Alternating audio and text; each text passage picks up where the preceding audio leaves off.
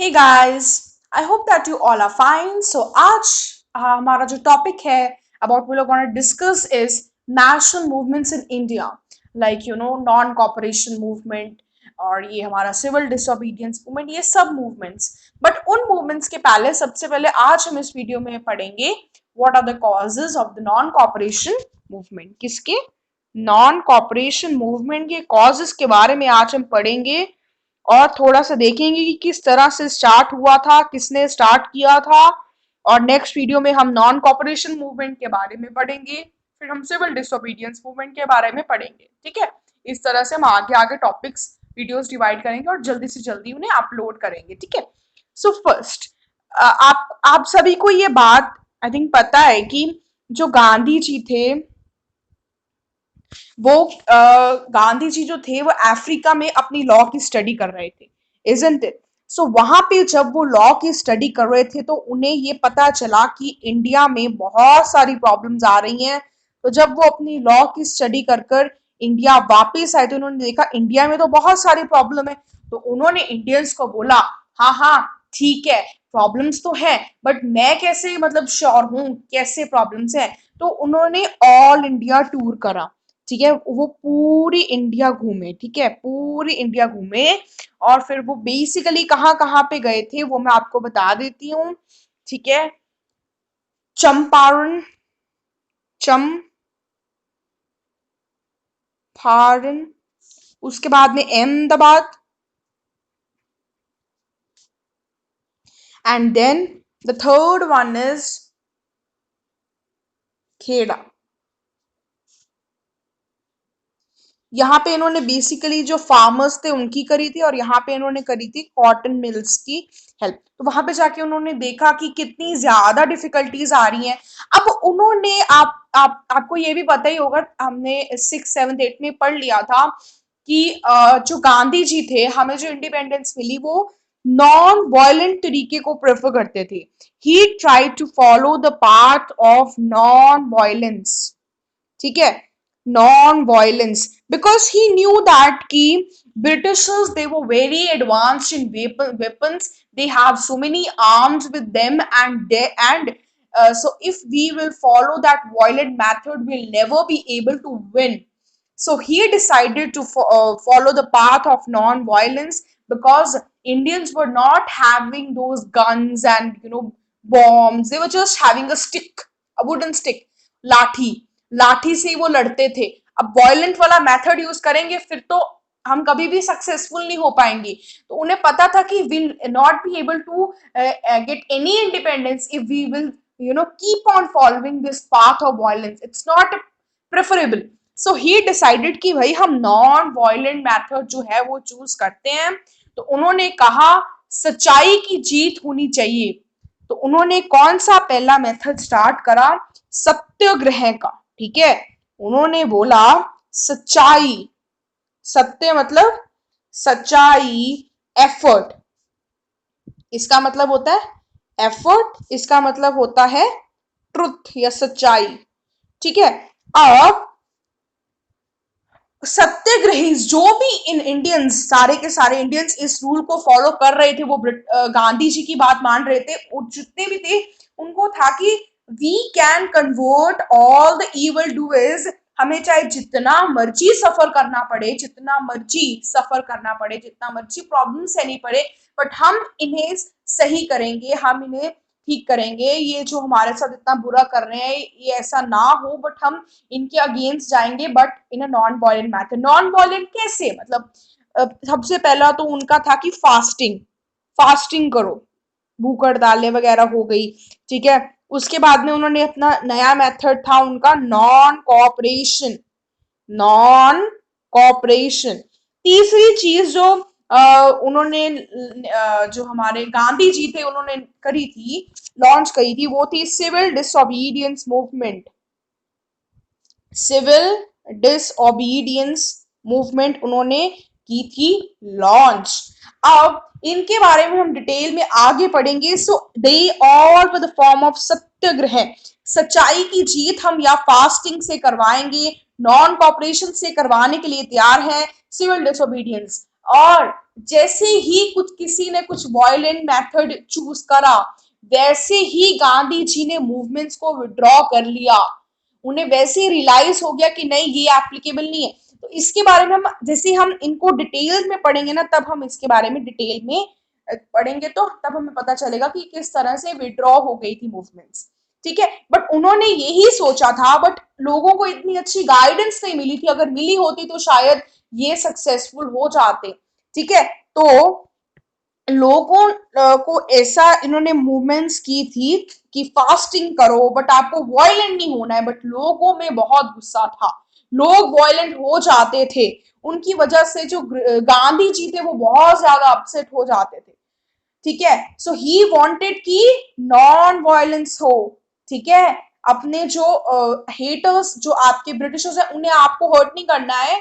ठीक है, और दूसरा उनका ये मान, तीसरा नॉन वायलेंस हो गया, सत्याग्रह हो गया, और उनकी एक ये और बात माननी थी, वो एक और चीज मानते थे कि हमें स्वदेशी, स्वदेशी से मतलब गांधी जी का ये था कि हमें अपने देश का सामान खरीदना है। ठीक है, we should be the ones, we'll only buy those things which are produced by our countryman, will not buy the goods that are produced in England. We'll buy the goods that are produced by our countryman, that is India. India, isn't it? So India में जो चीजें बनती हैं हम उन्हें ही use करेंगे। क्यों भाई? अब देखो, इतनी सारी इंडस्ट्रीज थी स्मॉल स्केल, उन स्मॉल स्केल इंडस्ट्रीज की जगह पर लार्ज स्केल इंडस्ट्रीज आ गई थी, तो स्मॉल स्केल इंडस्ट्रीज का काम बिल्कुल तमाम हो गया था। तो लार्ज स्केल इंडस्ट्रीज अपने काबू डाल लिया था, वो सारी इंग्लिश लोगों की थी। उसमें जो हमारे इंडियंस थे, उन्हें खाने पीने के लिए इतना पैसा नहीं मिलता था, उनका घर नहीं चल पा रहा था, सारा पैसा उसी में ही वो अपने लिए ही रख लेते थे, थोड़ी सी उनको सैलरी मिलती थी। तो उन्होंने बोला आप अपना करो, इससे क्या होगा, एक तो लोगों को एम्प्लॉयमेंट ज्यादा मिलेगी, हम ब्रिटिशर्स को थोड़ी ना एम्प्लॉय करेंगे, और हमारी पॉवर्टी जो है, हमारी गरीबी, अब जब लोगों को बेरोजगार हुए पड़े थे, बट अगर जब उन्हें एम्प्लॉयमेंट मिलेगी तो उन्हें हमारे जो देश की गरीबी है, that is poverty, it will be on it will and. Okay, और स्पेशली जो खादी थी वो बहुत ज्यादा फेमस थी इंडियंस की before the Britishers came, but Britishers they destroyed everything, and now Gandhi ji wanted that everything should be back to normal as it was before Britishers came. So he decided that कि खादी, खादी मतलब कि जो सारी बड़ी बड़ी industries है, इन्हें स्मॉल स्मॉल इंडस्ट्रीज में कन्वर्ट कर दो, और बेसिकली ये जो खादी है, खादी बनाना, क्या कह सकते हो, हैंड स्पन क्लोथ, इन सब से क्या होगा, लोगों को एम्प्लॉयमेंट मिलेगी, उन्हें अपना वो अपने रहने के लिए पैसे कमा पाएंगे। तो basically he wanted that swadeshi, you should buy only those things which are produced by our countryman, not those things which are you know made by those large scale industries of the Britishers. ठीक है, in order to overcome what, in order to overcome this poverty, गरीबी, इसे खत्म करना है, और बेरोजगारी, that is unemployment को खत्म करना है। ठीक है, सो ही सेड दैट कि खादी हो गया, हैंड वुवन स्पिन क्लोथ, ये सब हमारी इंडिया की एम्प्लॉयमेंट को बहुत ज्यादा हाई लेवल पर लेकर जा सकते हैं। ठीक है, इसके साथ साथ में उन्होंने क्या करा था गांधी जी ने, उन्होंने ये कम्युनलिज्म, मतलब इधर अलग अलग कम्युनिटीज बन रही थी, मुस्लिम लीग बन गई थी जिससे, है ना, मुस्लिम्स और हिंदूज को अलग कर दिया गया था। ठीक है, जैसे ये कम्युनलिज्म हो गया। उसके बाद में जो दूसरी चीज थी अनटचेबिलिटी, जो गांधी जी थे वो इसके भी अगेंस्ट थे।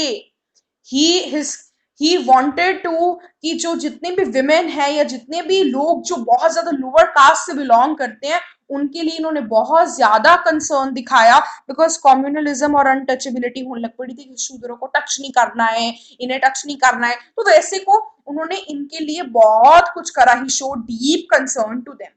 ओके, अब हम अपने मेन फंडे पे आते हैं। ये तो हो गया बेसिक इंट्रोडक्शन कि गांधी जी अपने अफ्रीका से ये सब सीख कर आए थे, सत्याग्रह से हो सकता है ना, by being non violent we can achieve it, because we can not afford to be violent. And then by swadeshi, ठीक है। एंड दूसरा, नॉन कॉपरेशन मूवमेंट लॉन्च क्यों हुई थी, इसके काफी सारे कारण हैं, तो अब हम उन कारणों के बारे में पढ़ते हैं। तो अब ध्यान से सुनिएगा। सबसे पहले आपको पता होगा कि पहले वर्ल्ड वॉर वन हुआ था 1919, जब वर्ल्ड वॉर बिल्कुल फिनिश हो गया था, उसके बाद में रॉलेट एक्ट जो था वो लॉन्च हुआ था।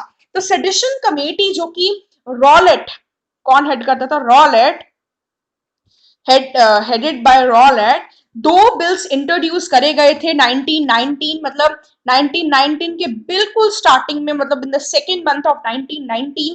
और ये जो दो बिल्स थे इन्हें काला कानून कहा जाता था। क्या कहा जाता था, black bills in English. Black bills came to be known as Rowlatt Act. अब इससे इनका क्या ऑब्जेक्टिव था, रॉलेट एक्ट का मेन ऑब्जेक्टिव ये था कि जो गवर्नमेंट है, गवर्नमेंट कौन सी थी, ब्रिटिश गवर्नमेंट, ब्रिटिश गवर्नमेंट को एक एक्स्ट्रा हैंड, है ना, एक्स्ट्रा ऑर्डिनरी पावर मिले। ठीक है, मतलब अगर कोई भी उनके अगेंस्ट थोड़ा सा भी उन्हें लगता है कि हाँ भाई ये हमारे अगेंस्ट जा रहे हैं, we cannot afford it, we cannot afford it, ये हमारे अगेंस्ट जा रहे हैं, तो उनको ये एक दे दी गई थी कि उन्हें एक बोल दिया गया था कि आप किसी भी जगह पर जा सकते हो, है ना, है ना, मतलब कि they can to search a place, search a place. और दूसरी चीज जो उन्होंने कर दी थी, रॉलेट एक्ट ने ब्रिटिशर्स को एक मिल गई थी, वो क्या थी कि they can arrest any person without warrant, मतलब बिना किसी प्रूफ के वो ऐसे ही किसी को अरेस्ट कर सकते थे। और उनका ट्रायल्स में और उनके अरेस्ट में बहुत ज्यादा, मतलब 2-3 साल का आ जाता था डिफरेंस। और जो ट्रायल्स होते थे ना, ट्रायल्स, वो ट्रायल्स कभी भी न्यूज़पेपर मैन के सामने न्यूज़पेपर में नहीं आए जाते थे, वो हमेशा एक कैमरे के अंडर होते थे। तो उससे क्या होगा कि लोगों में नेशनलिज्म नहीं आएगा, है ना, क्योंकि उन्हें पता था वो गलत कर रहे हैं। अब वो गलत क्यों कर रहे हैं, ताकि लोग हमारे अगेंस्ट ना जाएं, ठीक है। और एक ये भी था कि कोर्ट की जजमेंट के अगेंस्ट कोई भी अपील नहीं हो सकती है। तो इंग्लिश इंडियंस जो थे वो इससे बहुत परेशान हो गए थे। तो इसका एक डिस्क्रिप्शन दिया जाता है, नो दलील, नो वकील, नो अपील। इतनी ज्यादा ऑपोजिशन हुई इस रॉलेट एक्ट की, आप मानोगे नहीं। और फिर भी ये 21 मार्च 1919 को लॉन्च हो गया था, एग्जीक्यूट हो गया था फरवरी 19 में ये इंट्रोड्यूस, मतलब सेंट्रल लेजिस्लेचर में हुआ था बाय जस्टिस रॉलेट, और इसे ब्लैक बिल कहा गया था। गवर्नमेंट को एक्स्ट्रा ऑर्डिनरी पावर दे दी गई थी, इतनी ज्यादा ऑपोजिशन के बावजूद भी इसे लॉन्च कर दिया गया था। और ये चाहते थे कि लोगों में नेशनलिज्म की भावना जो है वो बिल्कुल नीचे आ जाए और ये हमारे अगेंस्ट लड़ना बंद कर दे, ठीक है। अब गांधी जी का क्या था, सत्याग्रह। हमने सत्याग्रह, सत्याग्रह कैसे, फास्टिंग करो, है ना, हड़ताल करो। हड़ताल कैसे करो, not by violence, it should be non violent, it should be non violent. तो गांधी जी ने बोला, गांधी जी का मानना था it is very very destructive. ये जो रॉलेट एक्ट है ना, ये हमारे लिए बिल्कुल भी अच्छा नहीं है, इट इज डिस्ट्रक्टिव, ठीक है। ये destructive of the elementary rights of an individual, किसी के राइट्स को ये दबोच रहा है, ठीक है। तो उन्होंने लोगों को बुलाया कि आप सत्याग्रह करो, ठीक है। इस ऑपरेसिव मेजर को हम क्यों सहें, ठीक है, आप सत्याग्रह करो कि हम इस लॉ को ओबे नहीं करेंगे। बट उन्होंने ये स्ट्रिक्टली बोल दिया था कि बिल्कुल भी वायलेंस नहीं दिखानी है, it should be non violent, completely non violent, ठीक है। तो उन्होंने सत्याग्रह स्टार्ट करी कब, बिल्कुल अगले मंथ 6 अप्रैल 1919, ठीक है। तो अब इसके अगेंस्ट लड़ाई स्टार्ट हो गई थी और गांधी जी ने बोला सत्याग्रह करो, फास्टिंग करो, प्रे करो, पब्लिक मीटिंग्स करो, हड़ताल करो, बट वायलेंस नहीं करने का, only and only non violence, follow the path of non violence. But then also Indians were, हमारे लोगों को इतनी ज्यादा नॉलेज नहीं थी, उन्हें अच्छी तरह से समझाया नहीं गया था कि व्हाट इज अ सत्याग्रह, किस तरह से इसे फॉलो करना है, क्या लॉस, क्या रेगुलेशंस, क्या रीजंस है, हम क्या चाहते हैं, हमारे क्या मोटिव्स है, क्या एम्स है, कुछ नहीं बताया गया था। तो इसीलिए इतना कुछ कहने के बावजूद, इतनी ज्यादा रिक्वेस्ट, गांधी जी की इतनी रिक्वेस्ट के बावजूद भी दिल्ली, गुजरात एंड पंजाब जैसे एरियाज में बहुत ज्यादा मतलब प्रॉब्लम्स आ गई थी, वायलेंस, वायलेंट हो गए थे लोग, मतलब गुस्सा बहुत ज्यादा था लोगों में, बहुत ज्यादा ही गुस्सा था। ठीक है, तो बिकॉज उससे पहले एक्सट्रीमिस्ट भी तो आए थे ना, आपको याद ही होगा। तो हमने रॉल एक्ट में ये पढ़ा कि एक काला कानून, हिंदी में उसे बोलते हैं काला कानून, ब्लैक बिल्स, ये इंट्रोड्यूस कर दिया गया था फेब्रुवरी 1919। इसमें हुआ क्या था, गवर्नमेंट को एक्स्ट्रा एच मिल गया था over Indians, over common people, that they can search any place, they can arrest any person. अब वो कौन से पर्सन को अरेस्ट करे, obviously the one who is protesting against them. उन्हें लगता था थोड़ा सा भी ये इंसान, थोड़ा सा भी ये इंसान हमारे लिए मतलब हमारे अगेंस्ट जाता है तो हम इसे अरेस्ट कर लेंगे, ताकि लोगों में नेशनलिज्म की मतलब पॉइंट ही ना है कि उनमें नेशनलिज्म की भावना बढ़े। Even Gandhi ji was the, उसने बापू कहा देता है क्योंकि उन्होंने खुद इन चीजों को सहा था। He was going in a train और उसे उनकी चलती ट्रेन में से उन्होंने कहा था कि बाहर चलो क्योंकि ये हमारा कॉलम है, इधर हम बैठेंगे, ब्रिटिशर्स ने ऐसा बोला था। So it was really disrespectful for him. तो उन्हें बहुत ज्यादा गुस्सा आ गया था, तो उन्हें एक एक्स्ट्रा एज मिल गया। उन्होंने ट्रायल्स में न्यूज़पेपर मैन को आने नहीं देते थे, तो लोगों को, कईयों को पता ही नहीं चलता था, because newspaper are the means to spread the knowledge, information. ठीक है, अब गांधी जी ने बोला ये लॉन्च तो हो गया है बट आपको इसके अगेंस्ट प्रोटेस्ट करना है, but not by any violent method, follow non violence. 6 April 1919 fast करो, प्रे करो, पब्लिक मीटिंग्स करो, हड़तालें करो, but it should not be non violent because we can not afford to do so. तो अब दिल्ली, गुजरात, पंजाब जैसे रीजन्स में फिर भी डिस्टर्बेंसेस हो गई और उन्होंने एक लॉ इम्पोज करा, मार्शल लॉ। अब इस martial law is a kind of a curfew कि कोई भी लॉ ग्रुपिंग्स में नहीं आ सकते। ठीक है, बट जो लोग थे उन्हें इतनी ज्यादा नॉलेज नहीं थी, उन्हें लगा कि हमारा क्या लेना देना, उन्हें इतना ज्यादा पता नहीं था, मतलब वो फिर भी 13 April to celebrate the occasion, to enjoy the occasion of Baisakhi, they went to Jallianwala Bagh and they were all in a peaceful procession. और जो जनरल डायर था, जनरल डायर जो थे, उन्होंने इसके ऊपर मार्शल लॉ के उन्होंने हेडिंग, उसका हेड थे वो, मतलब वो इसके ऊपर देख रहे थे। ठीक है, तो हुआ क्या था, दो रीजंस की वजह से उनके ऊपर अटैक कर दिया गया था। पहला रीजन तो आपको ये बता दिया, मैं बता देती हूँ कि अभी देखो जैसे कि गांधी जी ने बोला था 6 अप्रैल 1919 को फास्ट करो, प्रे करो, पब्लिक मीटिंग्स करो, हड़ताल करो। तो 6 अप्रैल 1919 में उन्होंने, लोगों ने हड़ताल करी थी एंड पीसफुल थी वो, बिल्कुल कुछ नहीं, मतलब उन्होंने नॉन वायलेंट करा था। 10 अप्रैल को उन्होंने क्या करा, दो प्रोमिनेंट लीडर्स जो थे इंडियंस के, doctor Satpal and doctor Kitchlew, Satpal and की, फाइन, इनको अमृतसर से बाहर भेज दिया गया था। अननेसेसरली, कोई रीजन नहीं था। अब लोगों ने, लोग कहां पहुंच गए, डिप्टी कमिश्नर के पास। ठीक है, इन्हें क्यों भेजा, इन्होंने, अब पुलिस ने क्या करा, वो जो जितने भी लोग डिप्टी कमिश्नर के पास पहुंचे थे, पुलिस ने इनके ऊपर अटैक कर दिया, लोग फिर से वायलेंट हो गए। अब ब्रिटिशर्स तो यही चाहते थे ना, ये वायलेंट हो, हम इनके ऊपर अटैक करें, ये फिर से वायलेंट हो गए।